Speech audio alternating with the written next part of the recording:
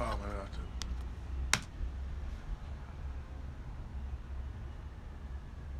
to. Yes. Awesome. Hi, everybody. All right, guys. Uh, I'm all happy you're here. Boy, it's been a very interesting day for me. And I haven't even left my apartment. I've been really thinking a lot of stuff. I'm hoping to share some things to you today that I'm really excited about, but I'm also a little worried about. I have my graph paper. I'm going to have to explain some stuff. So, first things first is that I don't know if you guys have noticed, any of you have been watching my Instagram streams I used to do before switching to Twitch here. The last week or so, I've had a bit of a Satori moment, a bit of an all-around mental reorganization, ego death, to put it very bluntly. And the result of it is that I've been gifted really with and it's not out of the blue. It's building on other insights that I've been struggling with my entire adult life. But now they're finally crystallized into a truth and reality that I've honestly found to be basically, if you ask me, to put it bluntly, if you ask me, like, what's the meaning of life? I have an answer. That it satisfies me. That's all I can do. I cannot satisfy anybody else because I can't translate the feeling to them. So I have the meaning of life. And of course you might say, sure, a lot of people say that. And I bet most of them are telling the truth. The problem is, I have to try to communicate it to you guys. And I will not succeed. I will only get part of it out. And the question is, I'm trying to balance, frankly guys, I'm trying to balance getting this out in a way that inspires enough people to see something to it, to talk to me about, and maybe, because the thing is, I'm only going to keep thinking this and only going to know this truth if I keep acting it every day. There's no such thing as unacted upon beliefs. So if I'm going to believe that this is true, I have to act that way, which means I have to interact with the world that way, and that means that if I interact with other people that way, they will see the truth of it just through my actions. And then they will reflect those to me, and it will make it easier for me to live this because I will be making reality around me in the image of this knowledge because it's guiding my actions. So that's the long and short of that. I have to try to get this across to people. That's the only way I'm going to keep it. It's the only way I'm going to keep the fire. The only way I'm keeping the fire in is if I keep putting it out there and trying to explain it, because I'm explaining it to myself too, because I'm using poor instruments, words, symbols, to try to get at something that's beyond those. But anyway, I have to try to get it to enough people that people can like get it, believe in it, and we can all talk about it, and it can reify it, or people think I'm a cult-leading psychopath and stop paying attention to me, and then I become someone on the street corner with a newspaper diaper trying to get people, to accept that I am the living God, and getting tased by the cops and put on YouTube. I do not want that. So that means that I have to be very, very careful about how I try to communicate these ideas. And so I'm not going to start at this level because it's just, you can't get there. The way to get there is by starting back here with the material here and now, this space-time. And that's where we are. And so we need to talk about concrete examples that people can get their head around. So anyway, this is all a long way of saying that when I woke up this morning, I had a realization about Twitter, which is that it cannot be a place where fruitful conversations happen, or at least not fruitful enough to be worth the effort of doing them. Now, I'd always kind of believed that, but one of the things that this whole revelation has given me is the knowledge that I didn't really know why I believed a lot of the things I believed. And now that I've interrogated them, I found that some of them I only thought I believed and don't really believe, but some of them I did believe, but just not for the full reason. I wasn't all the way to the ground of why. And I realize now the fundamental reason that Twitter cannot be used as a constructive place for argumentation or persuasion or the pursuit of truth is that it is an anti-dialectical space. That trying to pursue specifically socialism on Twitter is inherently impossible because socialism, like all intellectual traditions and all political movements, eventually starts as a dialectical process, and Twitter conversation defeats dialectical reasoning, because even though everybody on the terrain of Twitter might have the the shared hope for creating socialism. Like, give everybody benefit of good faith. They actually do want socialism, but they have to communicate that sense of wanting socialism on a space where their individual material incentives to act are not towards the sort of collaboration with other intelligences that would lead to an answer and a practice out of that answer, praxis. It leads you to competing with one another to try to be different than other people so that people will notice you, because your ego is guiding the process, which is what competition seeks. Whereas cooperation is dissolving the ego to some degree to cooperate, to facilitate cooperation. So that means that we're all out there, when we're taking on Twitter, our goal is to be noticed. And that notice can take the form of everything from a like to a follow to becoming a podcaster to getting noticed, to having people take you seriously. And the only way you can do that is if you point out your difference from somebody else. This is also known as leftist infighting. Now the thing is that there are real conflicts. These conflicts are not made up. But the problem is they cannot be resolved now, because to resolve them is to ruin your position in the hierarchy you've established. You have no interest now in actually resolving the problem, because then you're just part of the mass and you're not special anymore. That is a genuine problem that besets anyone trying to get any socialist idea across on Twitter. And it doesn't mean we can't get to some truth. We do. It's just very, very inefficient use of time. It's like trying to it's like cutting down a fucking sequoia with like a hand axe. You could do it with enough time and enough people. You could chop down a sequoia with hand axes, but no one would, because it's be a wildly inefficient use of resources, time, energy, and material. And it's the same way. You can get there on Twitter, but my God, it's about the least efficient way you can. So don't not be on Twitter, because honestly, what Twitter is, it's not for politics, it's for friendships. As much as that is goofy to say, as much as you think, no, I go on Twitter to own people. Yeah, but you own people so your friends notice and they like you more. It's about friendship. And politics is just one of the ways that we create the friendship. And then that friendship in the market turns into monetization and parasocial relationships and all that stuff. But at the end of the day, you are stuck in this relationship where you can't get to your incentives, your direct material incentives, which are going to inform your actions more than your theoretical belief in socialism, because it's closer to your material reality and conditions, means that socialism will lose every time. In the battle between the ego and socialism, it will lose, because that's where your actions are. That's where your beliefs are. Your praxis is not at the level of socialism. It's at the level of competing within this friend network. So go online to have friends.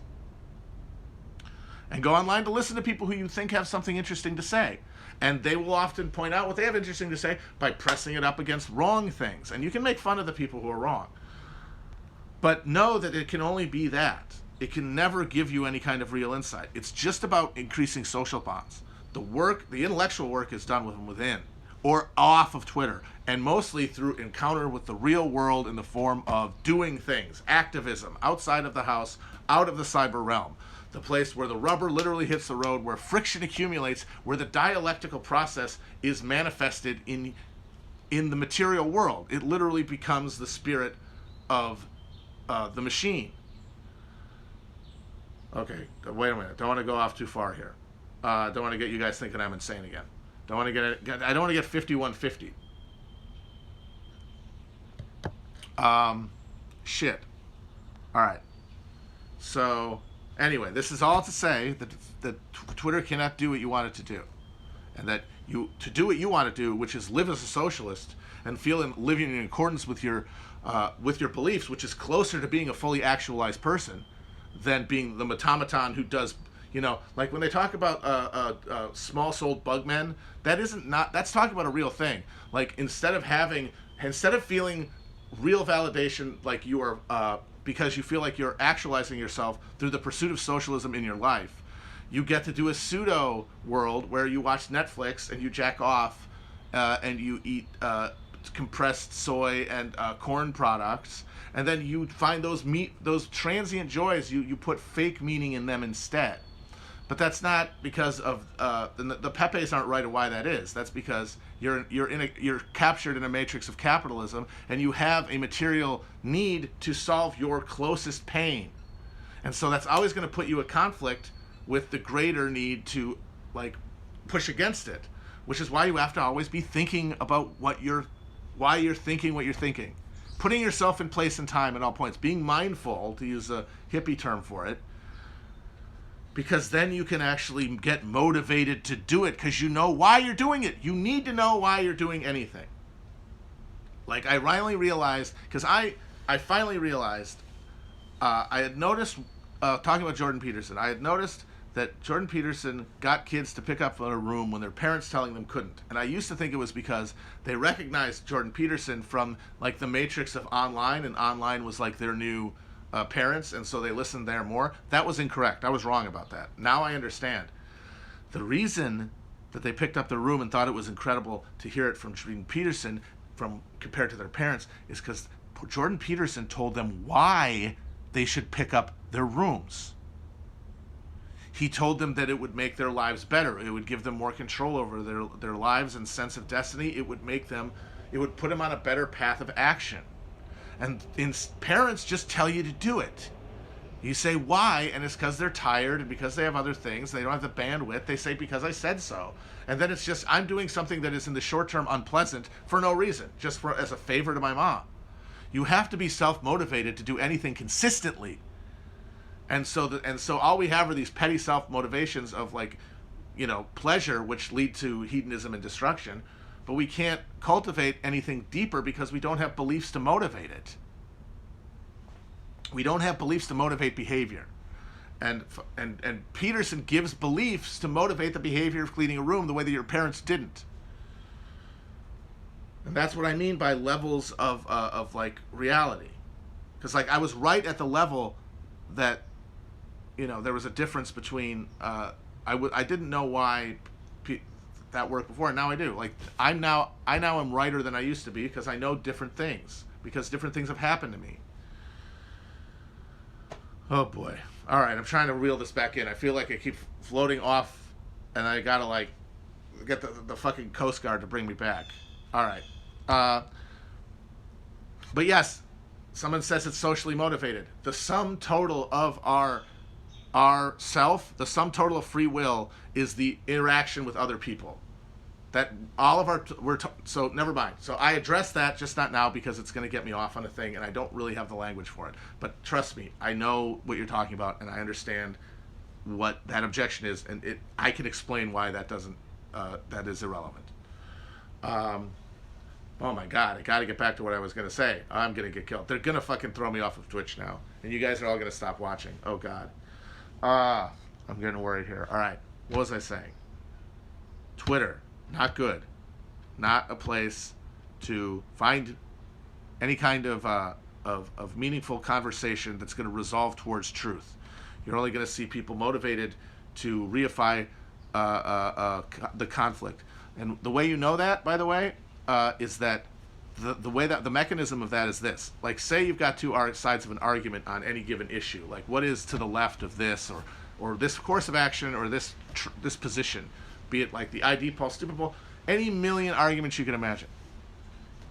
If any person on one of the two sides is the first to acknowledge the premise, the correct premise that the other person is acting on, that arise from true observations of reality, if the first person to do that will then be pointed out as a heretic to maintain the other person's position, because you need to always be contrasting your leftness with somebody else's insufficient leftness. So the movement, the dialectical movement that is needed to resolve these things, is made impossible by the social nature of it, because the incentives are towards individualizing and building a brand, like we did, like everyone online is trying to do, consciously or subconsciously.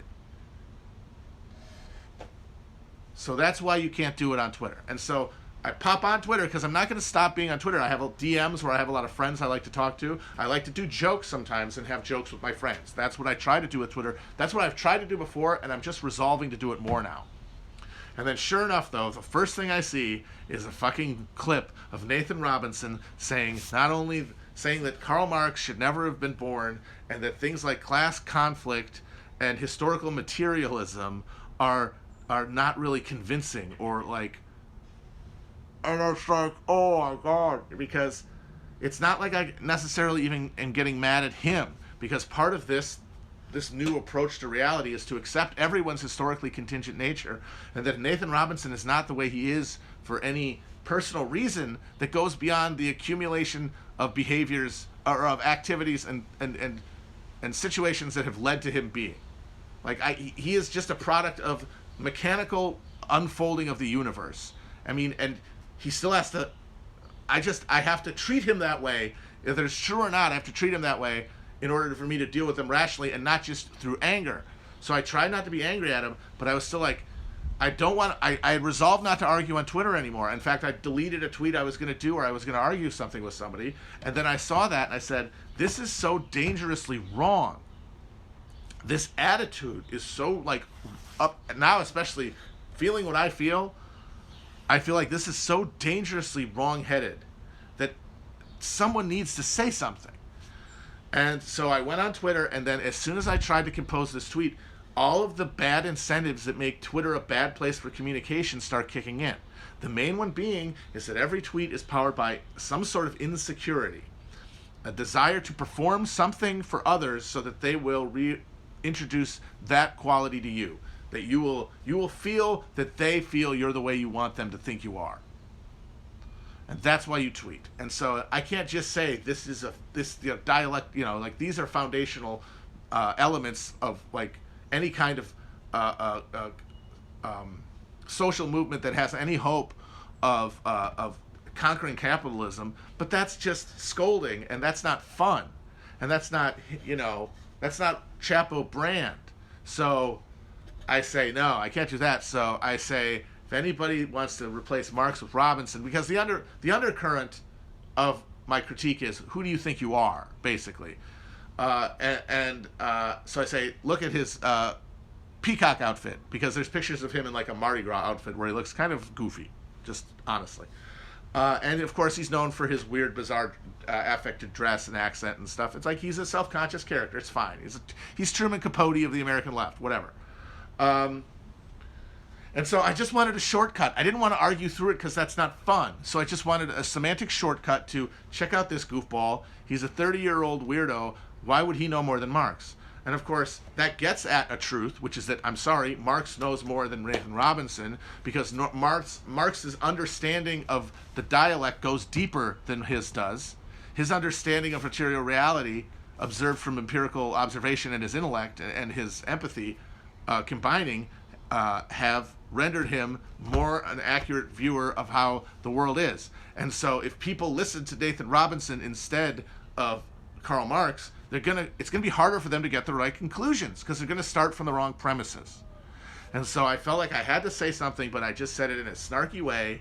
And I'm sorry to Nathan, honestly, for insulting him. It's like, I'm not going to do that anymore, because it doesn't do anything. Because all it did was, it told everybody who likes Nathan Robinson, and like, they've invested liking Nathan Robinson as part of what makes them a good person and a good leftist and therefore a good person.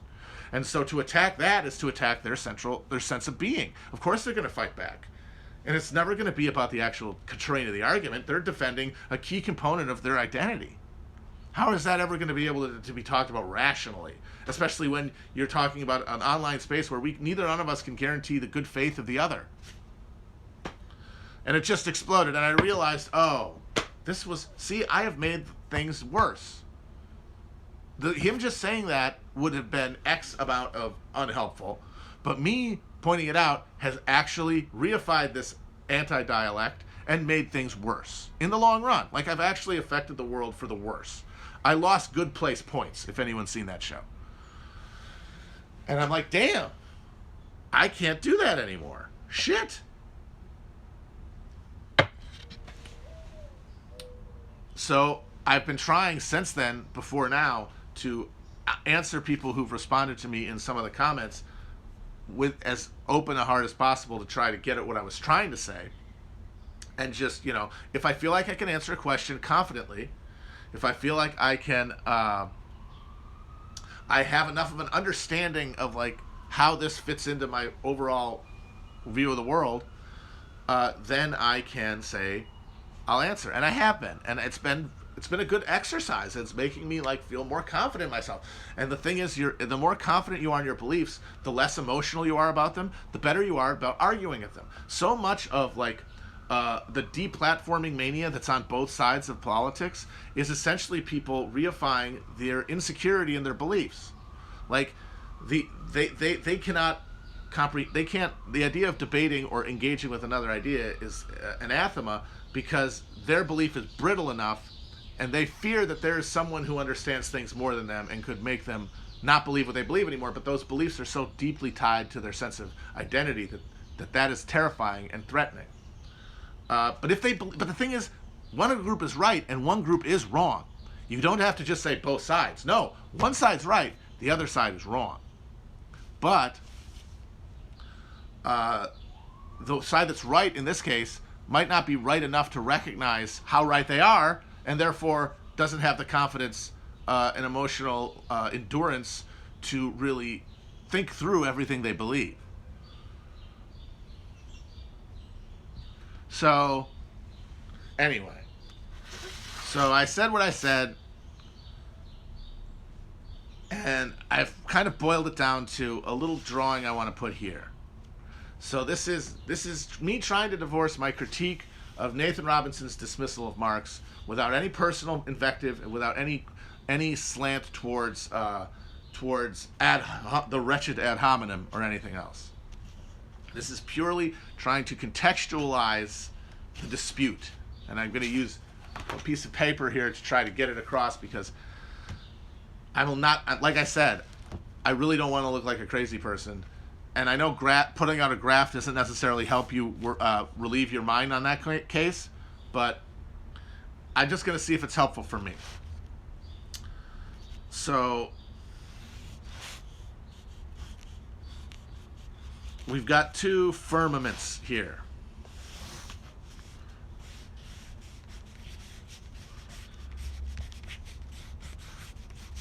This is broad, and these categories suppress other categories that are more complicated, but they're not necessary. You guys can see this, all right? So here's the world as it is. This is the world we live in. It sucks. We hate it. We recognize that it's bad because we're alienated from our time and our labor. That makes things shitty. That makes us want to die, but also afraid of dying. You got up here, socialism, let's say, broadly construed, because we're trying to do big tent. We're going to take on good faith everybody's claim that they are a socialist when they say they are. So Nathan Robinson, I believe he's a socialist. Okay? Because he wants this. I believe, because how will I ever prove he isn't to anyone's satisfaction? It'd be impossible. You're asking me to dissect his soul. All we can say is, does he act as though he wants socialism? And it seems as though he does. But he lives down here. We all live down here, and we all have to build a bridge. First through thought, then through action, praxis, that is then collectively endeavored towards the goal. If you get enough people pushing in the same direction, you can get here. But they all have to be doing it together. That's cooperation, that's socialism, that's communism, that's everything. Okay? So the thing is, how do you get it? What's the engine? What's the thought engine that drives this from is to should be? Okay? I would say that Marx, because he emerged at the moment that capitalism emerged. That's not a coincidence. He was historically contingent. Marx emerged when he did because he was seeing the beginning of capitalism. He grasped all of its contours. And so that is why his analysis of capitalism is the single most important one. It doesn't mean he was right about everything. It doesn't even mean he was right on balance in some way, most things. It means he was right on the most basic things that you build from. Because you can say, well, Marx didn't anticipate ecology, and Marx didn't anticipate feminism, or Marx didn't anticipate racism.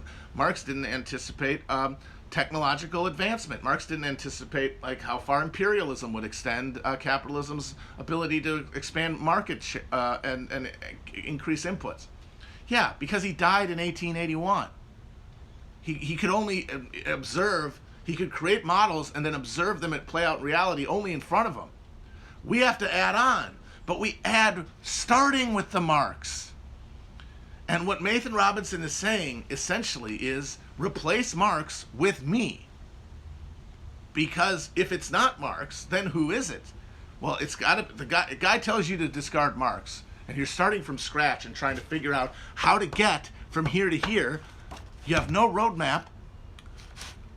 Who are you going to trust more than the guy that just told you to give away the foundational guy of the whole thing, the foundational set of ideas?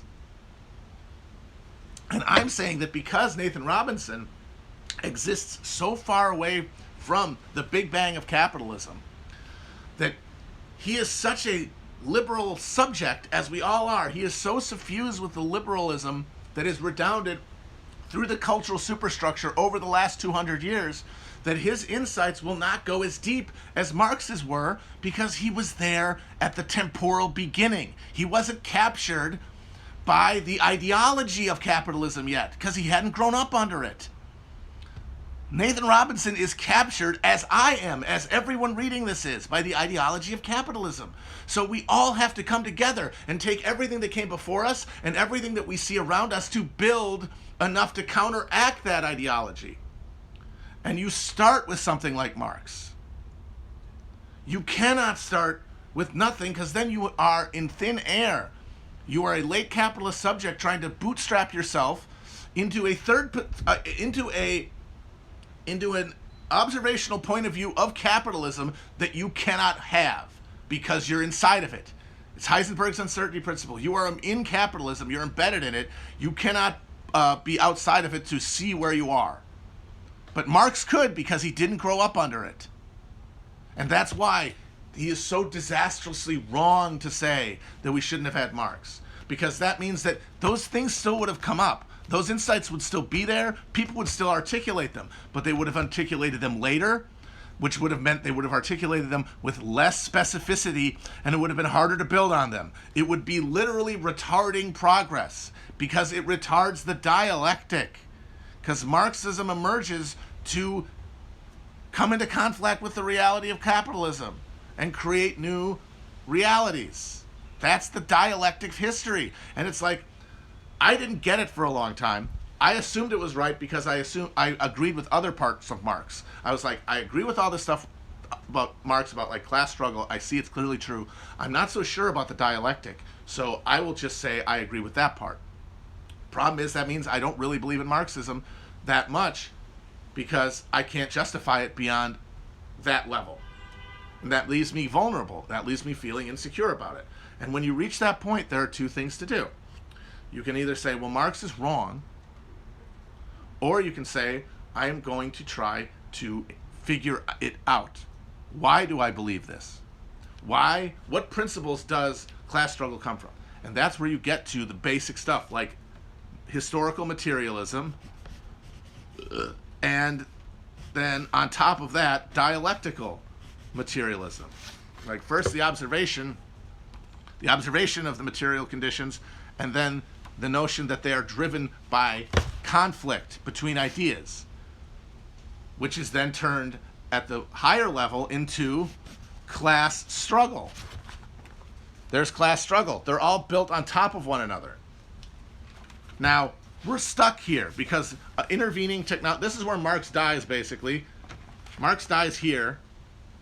Now we've got this time here. We have intervening time. We have new technology. We have empire. We have the world wars. We have all this stuff, but we still have to get there, and Marx can't help us anymore. So now what do? We build on top of this with other stuff. Stuff about ecology, stuff about race, stuff about gender, stuff about technology, stuff about computers, all that stuff. You add it on top.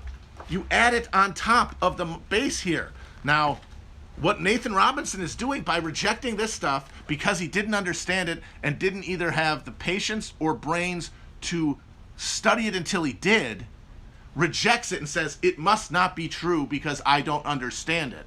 No, you don't understand it. And to you, therefore, it isn't true.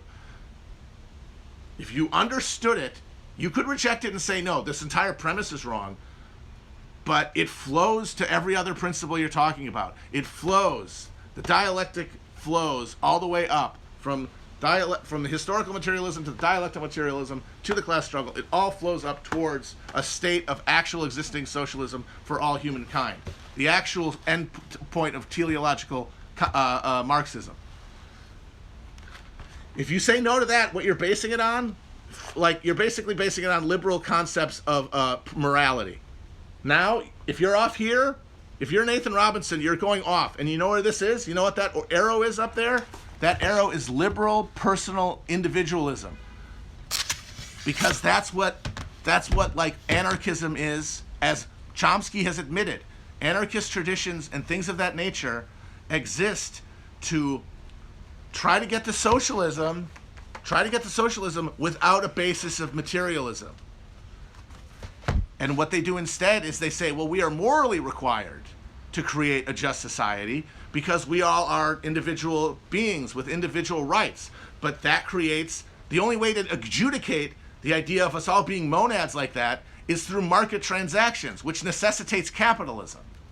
So it creates liberal subjects. And now liberal subjects, if they're given enough time and resources, might get to socialism, but given the constraints of resources on a planet over time, that will likely lead to destruction before it gets to socialism. And guess what? It'll eventually pass to the stage of understanding. It'll eventually resolve to a point where it incorporates Marxism, but it'll be way, way, way later and less effectively.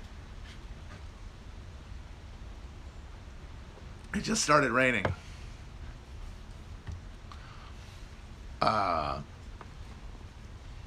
No, I don't mean markets. I mean market transactions are the only transactions you can have if the basis for your understanding of material reality is along individual moral lines. The idea that we're all individuals with individual morality, like those things have endowed meaning. That leads either to religious fundamentalism, which has to be overcome, which is another obstacle, or it leads to total atomization, which only reinforces capitalism at every level. All right. God damn it. It's raining through the slats here. I'm getting rained on. I'm getting dabbed on, guys. Shit, I might have to go inside. All right. Guys, we're going to be Oscar Mike here in a second. Watch your perimeter. Please don't dox anything you might see.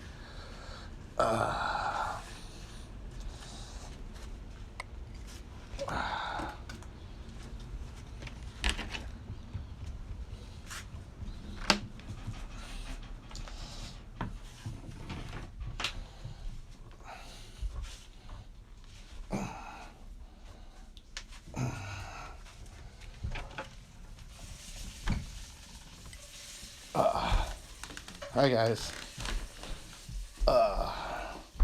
Thank you for bearing with me during the trek there. I'm still on. It's raining out.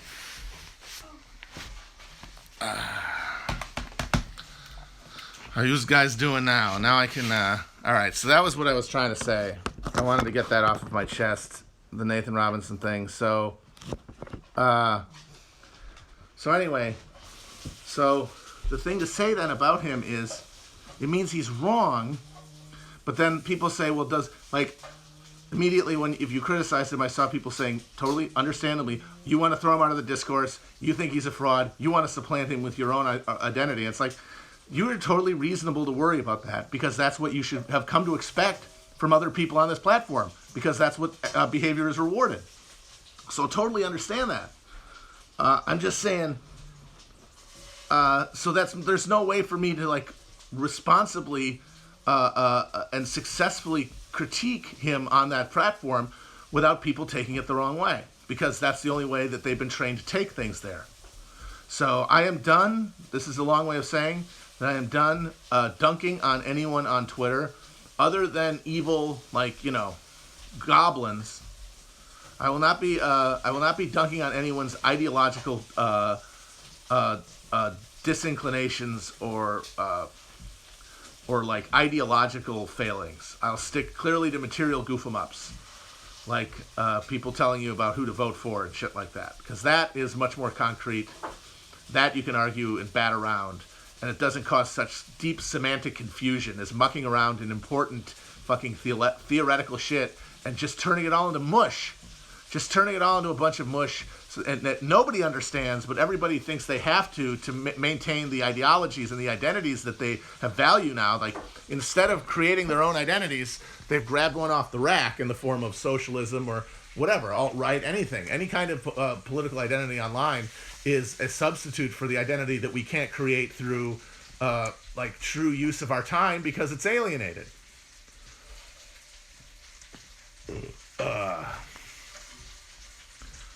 So I'm done with all that. I will be using the I will be trying to rededicate to myself to only using Twitter for funsies, just having fun. You guys got any questions? Anybody got any questions?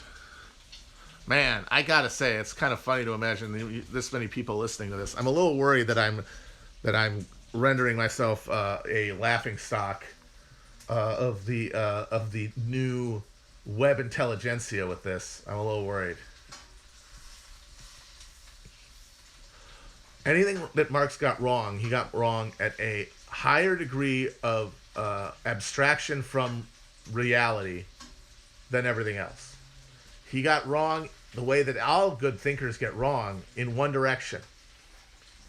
You're building on a base. All thought, all belief, everything is built on a base. And that's the engine. And so the things he got wrong were at the edges. Like a question like the declining rate of profit, that really is something that he couldn't totally predict, because a lot of it has to do with exigencies that he wouldn't have been able to conceive of, because he didn't realize what technology was going to do. Like he couldn't have, because he was fixed in the space-time of the late 1900s. So that's a thing that he might be wrong about. Now, a lot of people, crisis theory, say no, he's 100% right of the creative laugh at Paul,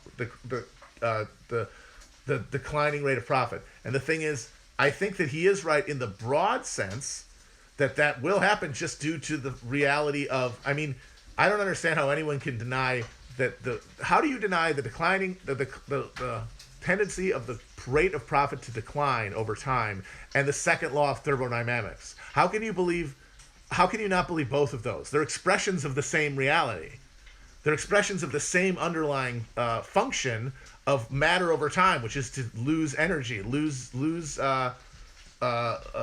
in translation and lose over transmission. So it's banally true that so when people say he was wrong, what they mean was it didn't happen on a time scale that he predicted. Well, no shit. He was fucking guessing on what was going to happen. He didn't realize the extent to which colonialism would extend the lifetime of the super profits of capitalism. And then Lenin had to point that out, because fucking Marx was dead. He wasn't going to understand what technology was going to do in terms of like destroying a lot of presumptions about like Malthusian limits. Those are all mistakes, but they're just mistakes of not having enough information. His basic methodological approach to reality was correct. But now we have to refine it, because things have happened since then, and we're responding to a different reality, a fundamental different reality than the one he was describing. It's a different world, and we don't think of it that way, because we don't think of ourselves as fixed in place and time in relationship to other things.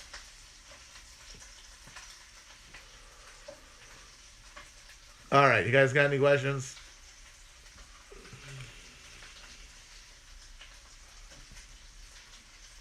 Labor theory of value is another one of those ones where declining rate of profit, where it's like, that's so true, it's banally true. It's implicit in existence. Labor is value. They're the same thing. Labor is value the same way that time is space. They occupy the same space-time quadrant at any given moment. Well, you cannot have one without the other in equal measure. So what the fuck are you even talking about? All that marginal evolution shit is at a higher level of abstraction that's gone off kilter because now you're trying to reinforce capitalism instead of move towards transcendence, which is what we should be doing.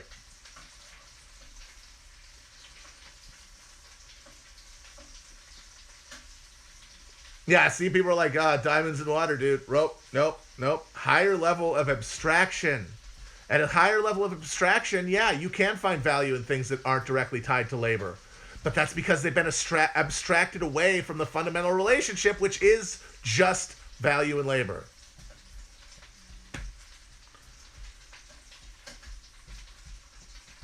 Chomsky, God bless him, is a liberal, and he says he is, which is why I don't understand anarchists who get mad when you point that out.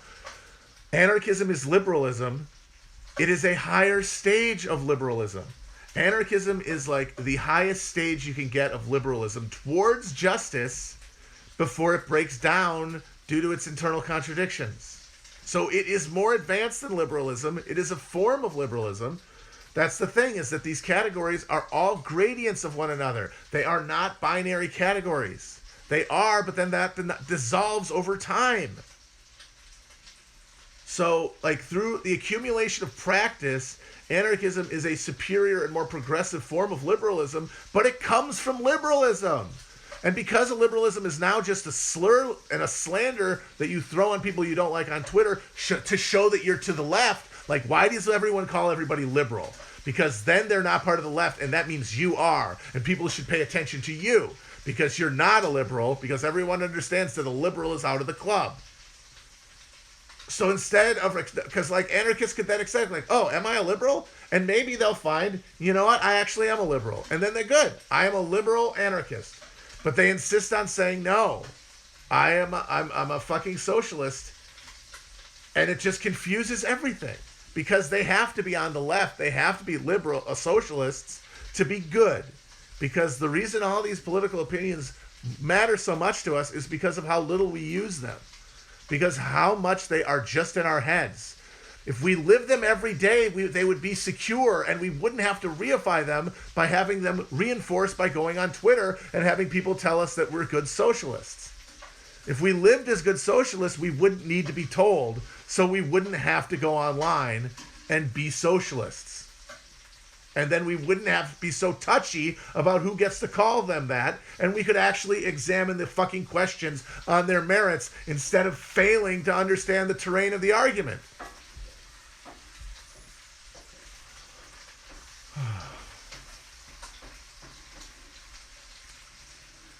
Because you need all of these people. Like, people say, oh, you're saying you're not socialist. That doesn't mean you're bad necessarily. It means that you're carrying out your role.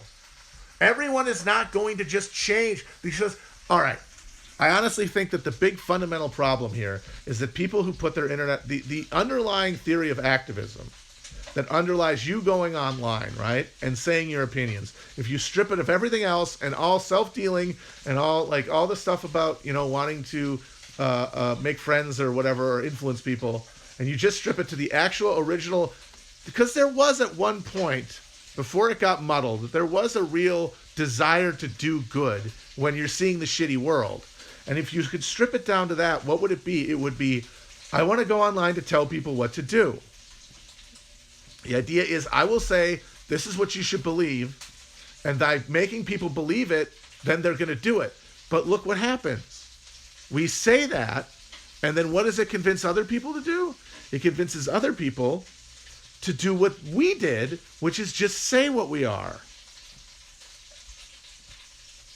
If you were out doing it, and I'm saying, I'm including myself in this, oh my God, do not think that I don't understand that I am more implicated by this than any single person on earth, that I am more an example of this rotten, failed system, more a curse of the demiurge. I understand that. I absolutely do. I don't know if I can do enough penance for it, to gain credibility that I actually do believe that, but trust me, man, I do. I get it.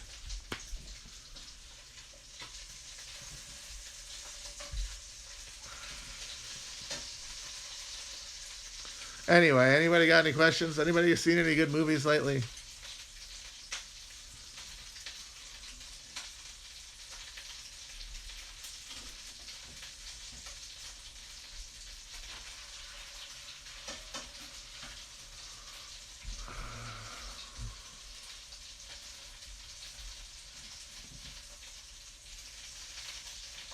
These things move so fast, it's hard for me to say.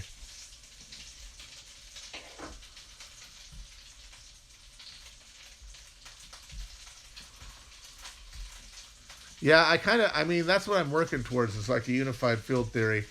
Once again, I don't want to sound insane, but I'm going to try to lay out here the basic principle. This is like the thing that I would put on like a belt buckle or on a welcome mat or like have embroidered on a sampler. Just the thing to remember every day to help me like think better. And you guys can tell me I'm crazy or not. It's that the degree to which a being has consciousness, because consciousness comes in degrees, the degree to which beings have consciousness is the degree to which they can perceive time.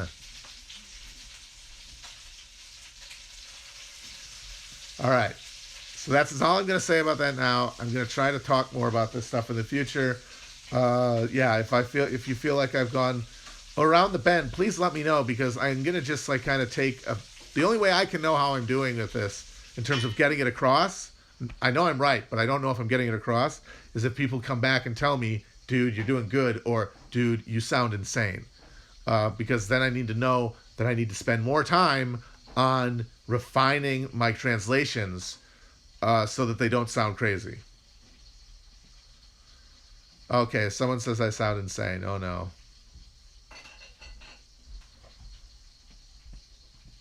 A lot of people are. You got a lot of. Can we get a "you sound insane" in the chat? Can you get a little "you sound insane"? Yeah, that's the thing, is I don't want to be the time cube guy, because the time cube guy, I don't think he was very happy. I don't think he felt like he was getting it across.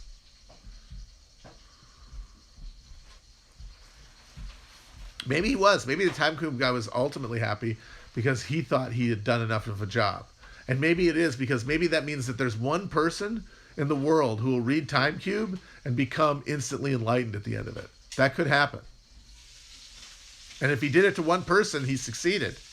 So that means Time Cube guy was right. So tip of the hat to Time Cube guy.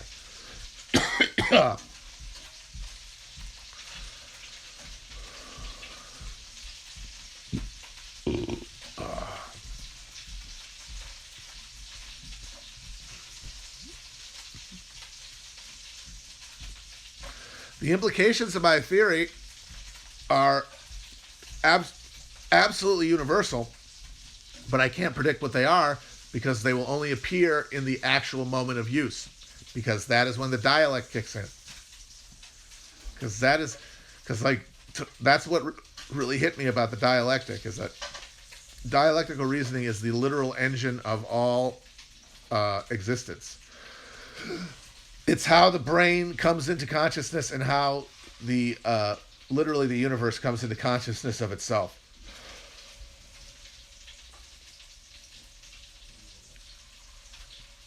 If this is acid communism, I mean, I took acid before I thought it up, and it's making me a much better, more confident, more nuanced communist. I say yes. I'll call it acid communism now, because I feel like I am finally, for the first time, confident that I could even call myself something like that.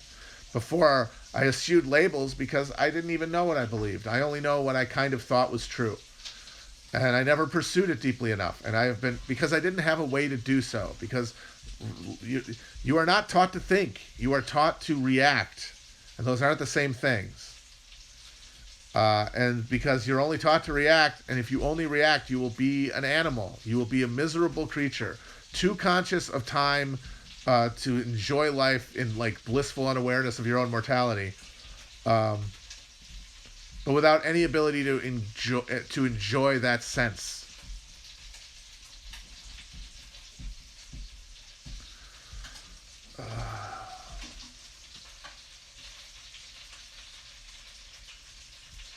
Yeah, like, I mean, the reason I was on All About Better Call Saul last week is that I remember trying to write a think piece about Prestige TV for a while. It was like one of my opinions, you know, like one of those little hip pocket things that was contrarian enough to gain notice and make you worth listening to because, hey, I'm saying something slightly different than what everyone else is saying. This is on just like a cultural level rather than a political one, but the same thing happens in politics. And then I had to like backfill it in with what I had observed about Prestige TV, which was that it was like this weird set of genre expectations. And I was able to only get to like this thing about how, well, you know, we like it because we're too tired to read books anymore. But I couldn't like get to like why that is that actually is tragic. And now I actually get to understand it. It's not that the form. It's not that It's not that these shows aren't as good as The Sopranos. It's that even The Sopranos was a degraded version of art that should not have been that universally beloved because it was on television, because it was the product of a capitalist enterprise. It was as tainted as the attempt to build socialism on Twitter is. The artistic impulse, the impulse towards morality, those impulses are tainted by their association with the markets. And I couldn't get to that root of it, so I ended up being very superficial. And the thing I wrote for Current Affairs, hilariously, that I wrote about Prestige TV, now I feel like I didn't really get across what I was trying to say because I didn't really know why I was saying it. And now I get it because I've applied dialectical reasoning to it. It's like a mental Ginsu knife.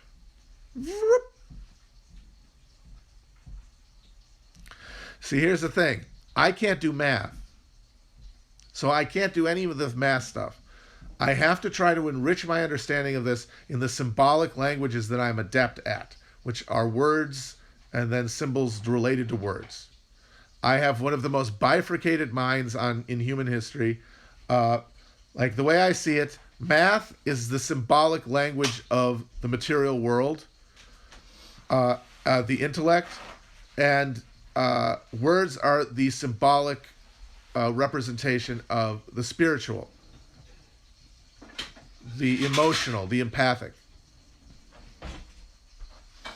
And I'm very good at those, but I'm very, very bad with math. And you can prove things in both ways, but I can only be persuaded by ones that I can understand. And I cannot understand math-based proofs. So I have to try to like find other word symbolic regimens, semiotics, to build my confidence in this one. Because I'm only going to keep believing this and having this inform my behavior for the better if I keep believing it. And that's only going to happen if other people reflect it back to me. Otherwise known as karma. This is also basically Buddhism, by the way. This is all just like, I'm trying to speak of Buddhism in a materialistic sense. But yeah, like you step one back and this is Buddhism. So, spoiler alert. And the thing is, you know, it's also mystic Christianity, you know, whatever. It all ends up with a communion with the Godhead, which is time, which is perception of time. It's just different vocabularies, different levels of cultural, historical, space-time fixedness that they emerge in. Yes, everything is caused by everything else. There is total determinism of all acts in the universe, but we all, in the moment, are fully free to do anything. And the funny thing is like, a lot of this stuff, people say like Escher or whatever, or Schopenhauer, these are all things that I have never read, I'll admit it.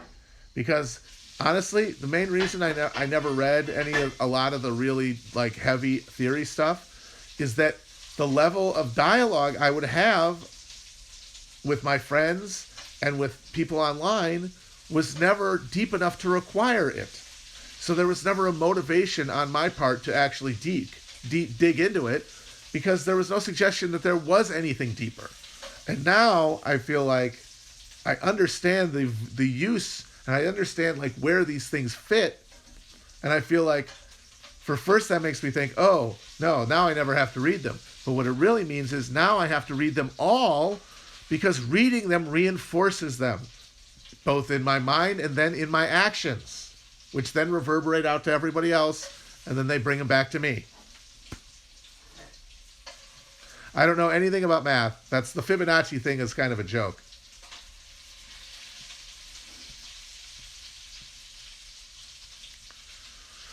Yeah, and the first book that came along that made me think of that was Ulysses. I felt like, oh, I feel like Ulysses is a part of that, is an attempt to build a consciousness out of words, to use the symbols of language so finely that you have rendered a mind. So yeah, I'll try that. I'll try Gödel, Alan Watt, apparently. I would love to read some. I'd love to read some Christian mysticism now. Now that I feel like I can totally grapple with all religious traditions. And of course, Buddhism.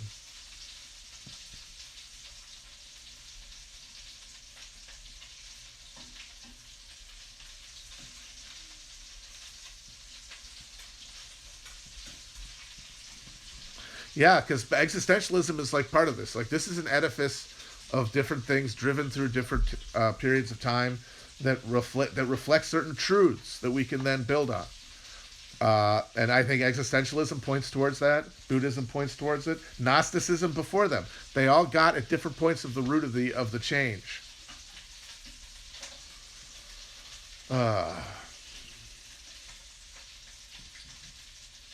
Because like all we're trying to do here is trying to figure out how to convince ourselves to do things we know are right.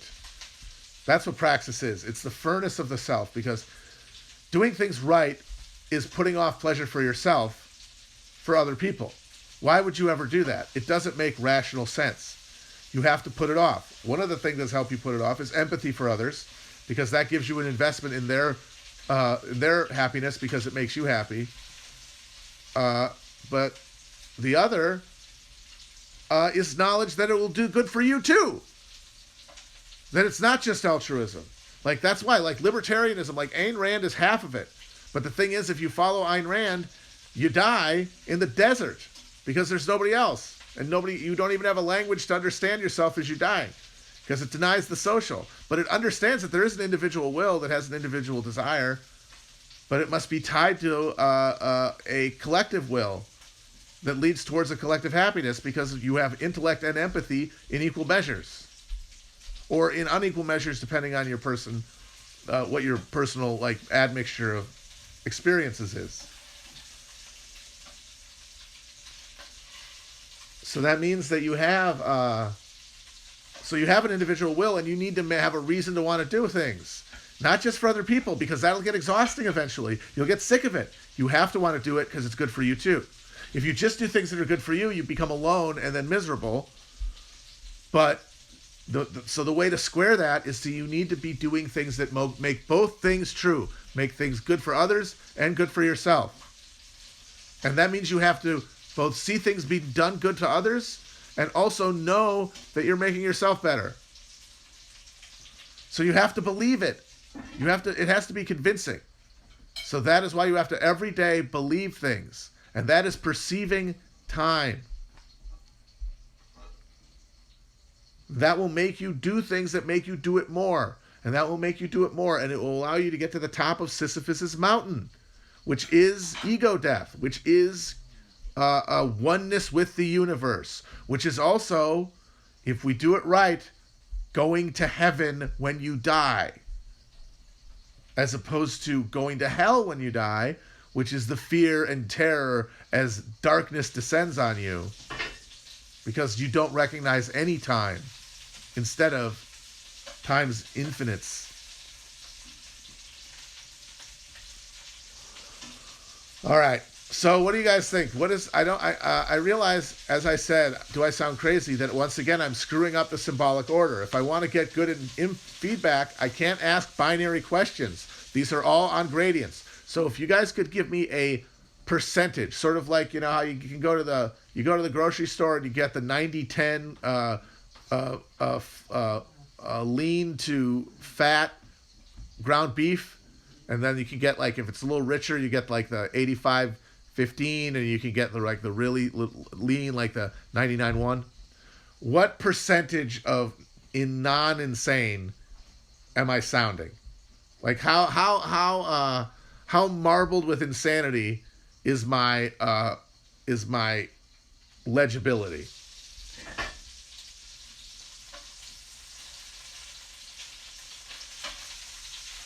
All right, I'm getting a lot of numbers here. Some very low ones, a couple of pretty good ones. See, the thing is, I don't know which ones of you are joking. I don't know which ones of you are giving me the business, so I can't really take these as true. I gotta say, very surprised at how few said 69. There it is. Nice. Nice. All right, that's okay. Well, like I said, I'm going to try to live it every day and have it come back to me in the form of a greater understanding of it, that I can make it easier to articulate.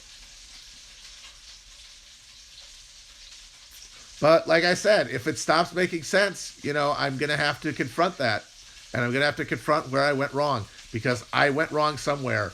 Maybe not yet, but I will in the future. It's inevitable. I will go wrong somewhere if I haven't already. And if I have, I got to find it. It's my duty to myself and everyone else, because it's the same. There's no conflict.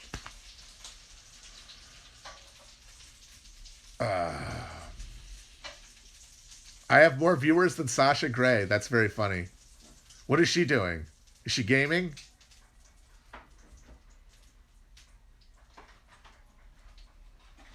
Who's gaming? Thank you for the subscription. Hey, so you guys, so I don't really do a lot Twitch thing a lot. I'm new to it. This is only my second one on here. What is so you guys, when you buy it, when you subscribe, that gives you the ability to do some cool what do you call it? Emotes, right? So how many guys, I guess this is just an indulgence for me since I haven't been on here before. How many emotes are there for me? How many Kush emotes are there? Okay, I got a sleepy guy with my hat on from when I got really drunk. It looks like there's just one. They don't have a Joker one? That's too bad. Are there any erotic emotes? Got any horny emotes out there?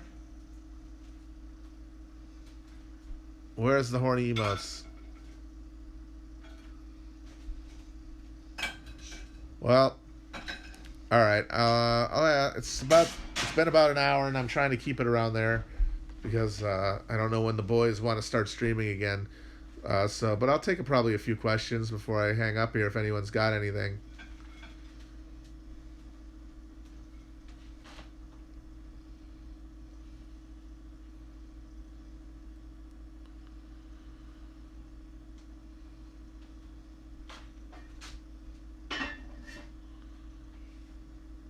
Am I still Jokerfied? I have now transcended Jokerification. Jokerification was a stage. I have transcended the Joker stage. I have emerged from my Joker pupa. First, I was Riddlerfied. I might be Penguinfied right now. I suspect I'm Penguinfied. Can I get a Penguinfied in the chat?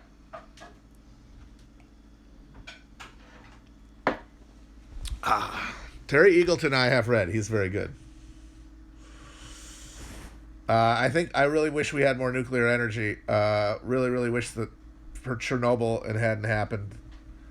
We really fucked up by not doing more nuclear energy.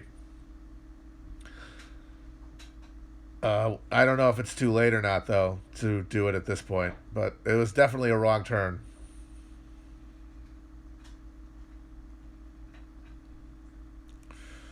Because, it's so labor intensive and it's so capital intensive to make nuclear plants now. It's like, even though it is a green technology and it's definitely worth it, is it going to be worth the opportunity cost for resources you could have used elsewhere? I'm not sure what the balance is. I just know it would be a lot easier if we had a lot more working nuclear plants right now. I was out on the North Fork of Long Island a couple years ago, and I drove by what looked like a 60s style nuclear reactor, and I went over and I I took a picture of it and I found it online, and yeah, there's this nuclear reactor that was built on the North Fork of Long Island in the 80s, and it was gonna power that area, and then fucking 3 Mile Island happened while they were still trying to put it together, and the local officials in all the towns got together and said that they weren't going to sign off on a necessary disaster plan to deal with the potential for a problem, and so he never put it online. The thing cost billions of dollars and is just sitting there. And it's just, god damn it, such a missed opportunity, mainly because the people who needed to know how direly dangerous carbon emissions were going to be weren't aware yet. Most of the people who knew were fucking employed by the goddamn oil companies. All right, I got to go, guys. This has been a lot of fun. We'll do it tomorrow. Once again, let me know how I'm doing. I need to stay above 50-50. I know that. That's my goal. 55 and above. That'll be my slogan. 55 and up. Bye-bye.